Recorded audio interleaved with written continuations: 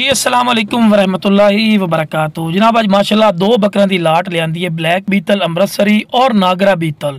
ठीक है ना जी, अपने पंजाब दी नंबर 1 माशाल्लाह ब्रीड च शुमार होंदे न। ते पहले नंबर ते आ गया माशाल्लाह ब्लैक बीतल अमृतसरी। माशाल्लाह पठोरा है, थोड़े दे बिरा वेल चेक करो, कमाल दी माशाल्लाह वेल इसू कन्ना दे लापर जबरदस्त और वाइट अख दे विच इने मोटे हड्ड पैरां दे विच और दुम बिल्कुल तीर वाली कर सीधी कन्ना दे लापर हर पॉइंट वालू जबरदस्त हैं। ते बंदे नू नाल खड़ा करने दा मकसद होंदा है कि तुहानू हाइट करदा पता लगे।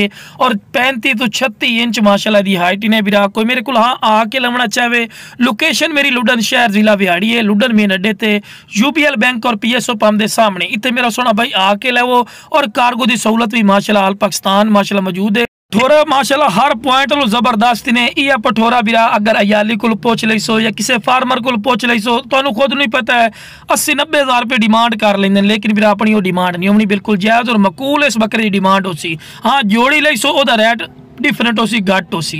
ते ला बिरा हुसन और खूबसूरती दी माशाल्लाह वेखो अखीर है। एक दो चढ़दे सोहने माशाल्लाह बकरे ने, मोटे हड्ड पैरां च जिन्हों आंदे ना गुलगले पठोरे बिरा हुआ माशाल्लाह पठोरे ही ने। कद जबरदस्त एदी भी बिरा 35 इंच दी हाइट ने बिरा। तुसी आओ मेरे को इंची टेप ला के लै जाओ, ठीक है मेरा बिरा।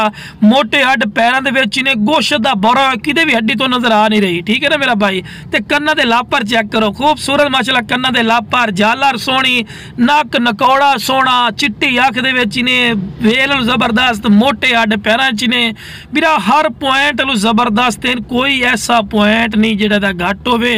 हाँ जी, कोई आखे ना कि फौजी भाई ये ब्रीड अच्छी चीज़ नहीं है ना भाई, तुसी खुद आओ यार आके वेख के लै जाओ।